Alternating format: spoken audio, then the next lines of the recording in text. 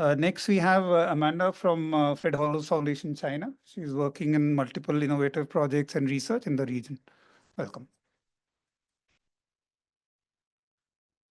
Thank you, Mr. Chair. I'm very glad to share something we're doing in China. Slightly different. It's not a pure research project, but a holistic approach to support us monitoring and increase eCSC in China. So briefly about the project. The project actually started from the national policy, 5 years national eye health policy being launched by our national government in 2021. And in this policy, it's mentioned the adoption of eCSC and EREC as co-objective to be achieved over 5 years. But in this statement, we only mentioned keep increasing eCSC and EREC without mentioning a clear target and how to do this.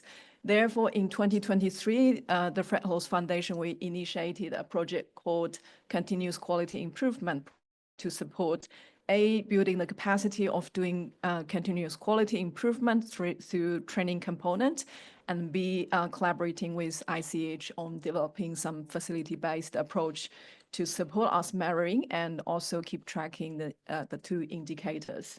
So we take a holistic approach, including advocacy training and also the eCSC estimate. In terms of the training component, it's quite similar as my colleagues just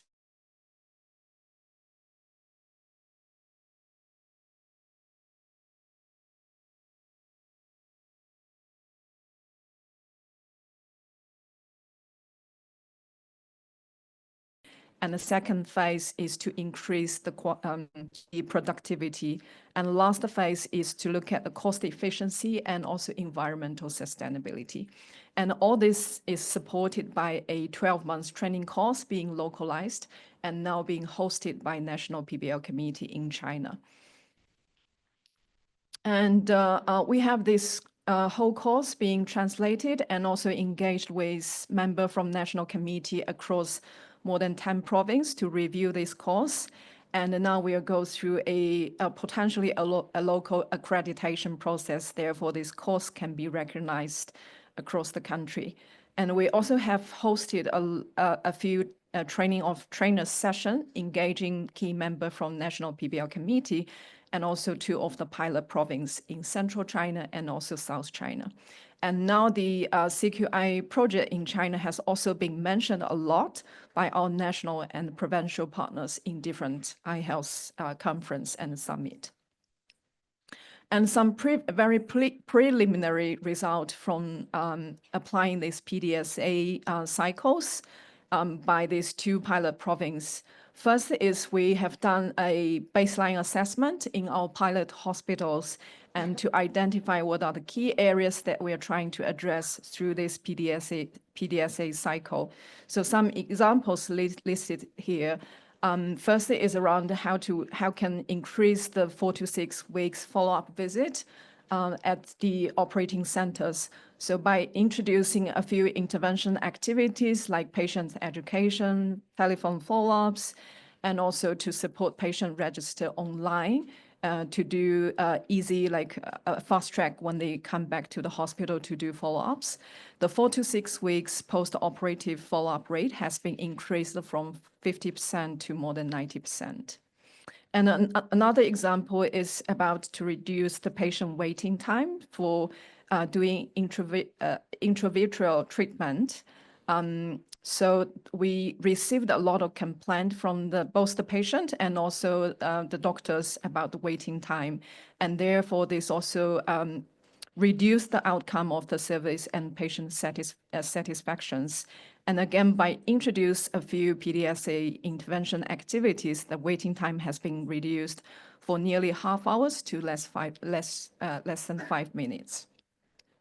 So, and besides the CQI training, we also have another objective under this project, collaborate with ICH and also a local charity foundation who support nationwide free cataract surgeries, and they are subsidizing around like 10% of the nationwide cataract surgery every year.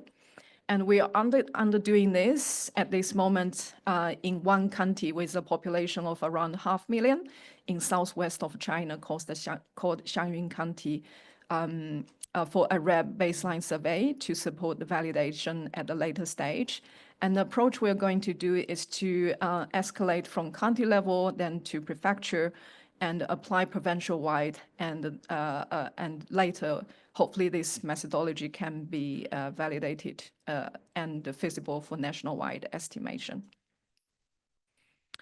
And I also wanted to highlight the advocacy component we have done to achieve this. First is starting from 2019, we have tried to set the scene for national government recognition, support, and also buying from the ophthalmology eye health sectors, including we have worked together closely with WHO and IPB in this region to support World Report on Vision launch, 2013 Sight China launch, and also we have been doing a few training courses with National PBL Committee to introduce the guide for action and also the tools to support the implementations. And now what we're doing now is to work together with National PBL Committee, try to advocate the highlights that we wanted to achieve for the next 5 years national eye health planning with a clear target to be set in the plan for eCSC and EREC. And I've used 2 pictures here. It's very alerting. This is another areas which we haven't been tackled yet for refractive error. So everyone in 2 children in China are with myopia. And also with our aging population, by 2050, everyone in 2 people will be above age 50. So another 3 to 500 million people are with presbyopia. So this is another key areas that we have to work collaboratively to achieve. In terms of implications, for the impact, I think we have been introduced a evidence-based CQI framework, and also we have this localized training course going through the accreditation process, which in the long term will not just support the continuous quality improvement for eye health, but will be applied, I think, throughout the health sector. And high quality development is also one of the key priority in our national government for health reform towards 2030.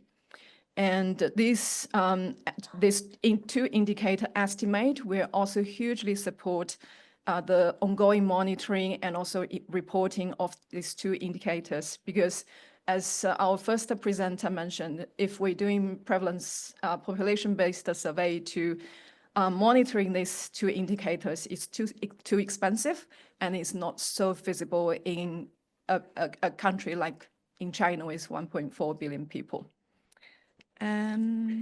Yeah, thank you. Happy to take any questions.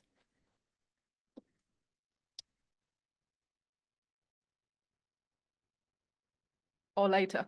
Thank you.